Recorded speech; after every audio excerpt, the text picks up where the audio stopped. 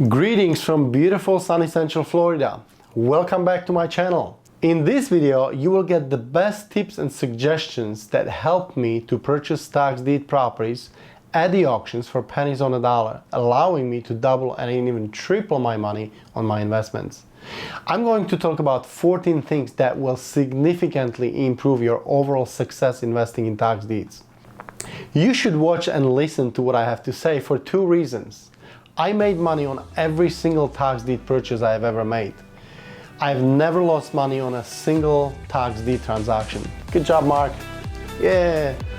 Number two, I paid thousands of dollars to get the education I'm sharing with you for free. Not going to cost you a penny. Let's get to it.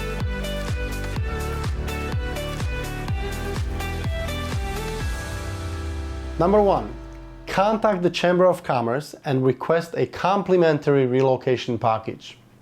The Chamber of Commerce is an organization that supports local businesses. They have a ton of helpful information that they are constantly collecting and updating. And that information is accessible and can be provided to people that are relocating from one place to another. Data will include information such as the crime rate, economic growth, jobs, and much, much more.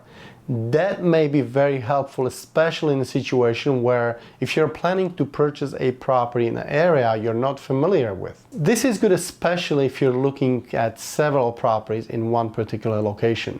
Number two, do things that most other investors will not, because that will give you an edge in the market. For example, some people don't go to redeemable deed states because they think it's more complicated. They have to learn more and they have to wait for the redemption period to be over. In some cases, they may need an attorney. For that exact reason, there may be many overlooked investment opportunities in these states.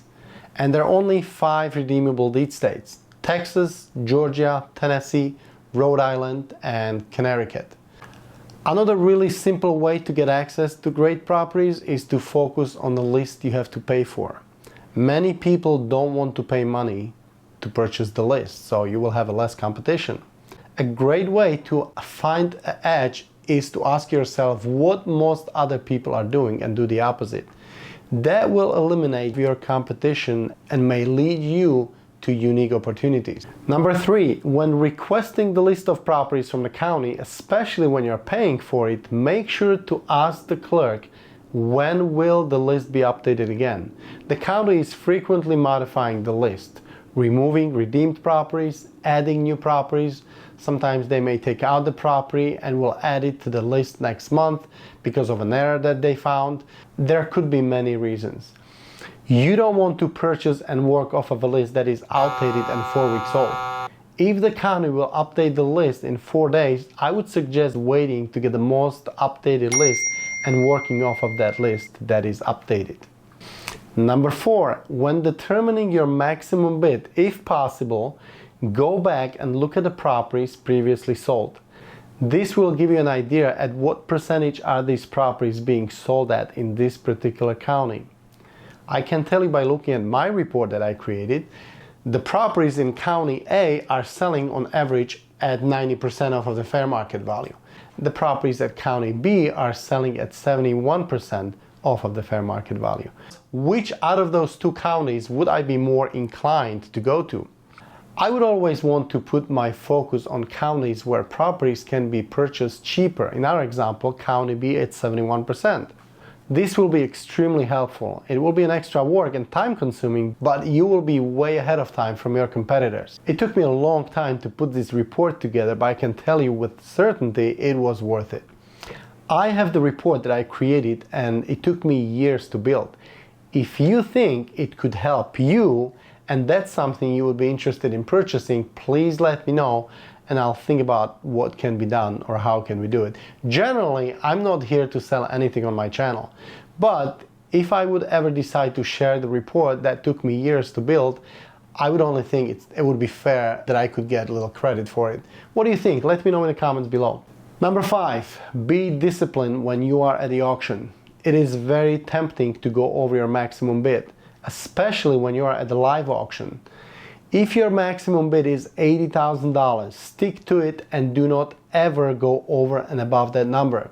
The moment you'll do it the first time and you will go over even $100, you are on a course for failure. Do the research in advance, trust it, and stick to the plan. If you don't do it, it is going to bite you, you know where. Well, not there, but you know what I mean. It is imperative to stick to your maximum bid for all properties you are bidding on. Remember, it is better not to purchase a property as opposed to paying for it too much money regardless of how much you want it. People always have different motivations. Don't forget what your motivation is. 3 things: to make profits, learn and continue doing bigger and better deals, and keep compounding your interest in your retirement account. Don't get emotional. And that is critical component to any sound investment strategy. It's like trading. The moment you lose your focus and discipline, that's the time you will start losing money. Number 6, consistency is one of the most important things of being successful in this business. As one of my mentors used to say, the only way to fail in this business is not being consistent. And I believe it is a 100% true statement. There is nothing more frustrating than going to multiple auctions over and over again, yet not seeing any positive results. It may and probably will happen to you too. I remember I was so frustrated and discouraged by that whole experience when I started because I was spending a lot of time researching, going to auctions, inspecting the properties, and I could not manage to get a single property from any of the auctions I was attending in that particular state. Then I went to a different state and ended up purchasing 2 properties really cheap at the first auction I attended. So you just never know. My point is, you just need to be open to other regions. Do not get stuck thinking that you should only be attending auctions in the state of your residence. It may be disappointed at the beginning and you will be frustrated, but remember, you have to keep going until you buy that first property to make a decent profit, and that will be a breaking point for you. If you will find yourself in a situation not getting any properties, do this. Continue the process and be patient until you get that first house. You may need to modify or increase your maximum bid. Remember, you need to be realistic with your expectations. You shouldn't expect to purchase properties at 60% discount if the properties are selling at 90% off of the fair market value in this particular county. Although it may happen, and it probably will. Lastly, consider going to other states and counties.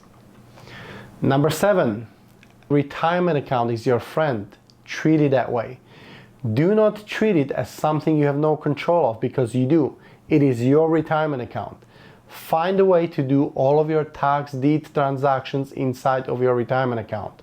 This will allow you to take advantage of compounding interest in a tax-deferred environment, and your account will just explode over time. What do I mean by that? You will need to set up a special retirement account, the type of account of which you will be both admin and trustee. This way, you will not have to worry about the taxes at this time, and you will be able to take advantage of compounded interest by reinvesting your profits. And we can help you and guide you through that process too. Number 8, another tip I'm going to give you is about the money. Even though you have the money to invest in tax deeds, find a partner, preferably someone you know. Tell them what you are doing. Ask them if they want to participate. If your maximum bid is $20,000, ask him to contribute $10,000 and split the proceeds equally. All he or she will need is to see one successful deed transaction, and you will not have to worry about the money anymore. Number 9. Purchasing a list of properties from an unknown third-party company. I am not a huge fan of purchasing a list from any outside source unless I have an established relationship with the company, I know them well, and I have some kind of purchasing process in place. I am a believer in obtaining the list myself or having one of my employees to work on that part. This way I know exactly what I'm getting and I can rely on it. If you like my content so far and learn a thing or two, I would truly appreciate if you would like and subscribe to my channel. That will help me tremendously to continue publishing educational videos. Alright, let's get back. Number 10. Purchase properties in your new or existing limited liability company if you already established one. Regardless of whether you are purchasing tax liens or tax deeds, you want to make sure to make all purchases using a legal entity that will give you a lot of tax advantages, privacy, and protection. Properly set up limited liability company will protect you and your family in the event of a lawsuit. And remember, we live in times when people are suing for just about anything. An LLC will protect you, your personal house, or any personal asset. In other words, it will completely separate you as a person and your LLC you will be investing with. It may also offer anonymity if you choose so. And we can show you and guide you how to get this done if you are interested. As a matter of fact, we will be publishing our next video on how to set up a new LLC for the sole purpose of purchasing tax liens and tax deeds specifically. Number 11. Do not focus on beautiful houses in Beverly Hills type of neighborhood. Most people that get started are often focusing on the wrong properties in upscale neighborhoods. Most of these properties will be redeemed. I would say over 95% of them, if not more. You should be focusing on the types of properties that need some work and are the ugliest properties on the street surrounded by good-looking homes. That would be my personal suggestions. Number 12. Over-the-counter properties are properties that have not been sold at the auction. If the property does not sell at the auction for whatever reason, they may be moved to the next sale and then placed a special list of properties that have not been sold. Do not assume they're all junk properties. You can access the list online on the county's website, or you can request one and go through that list using the research process mentioned in my most recent video related to tax deed. Just reach out to the county and tell them, how can I access the list of properties that have not been sold at the previous auctions? Expect to put some time going over the list and finding homes of your interest. Number 13. Pick the states and counties you want to be investing in. I talked about this recently in another video, but I wanted to bring this up in this video as well. We like to buy in certain states and regions, and there is a reason why. We became familiar with certain areas we invest in. We know the market and we know what are the properties selling for in these areas. There may be multiple reasons why people choose certain regions. I will mention 4 states with great investment opportunities that are, in my personal opinion, worth pursuing. Texas, Georgia, Indiana, and Florida. There are a little over 400 counties between Texas and Georgia alone. A minimum of 400 sales each month. Plenty of opportunities for everyone. But I can assure you that you will find many opportunities in other states as well. Number 14. A little trick, something I always like to do. When I'm in the area while inspecting the properties, I go to the closest grocery store and I look at the parking lot. The type of vehicles I see, if I can see a lot of oil spills in the parking lot. Those little things will often give me an idea of the type of neighborhood I'm currently in. Again, and of course, this is not something that will be a breaking point for me or for my deal, but it will give me an idea about the neighborhood. We got to the end of my list. Please let me know which tip you like the most and why. More importantly, if you feel any of the topics and suggestions I have provided are worth exploring further.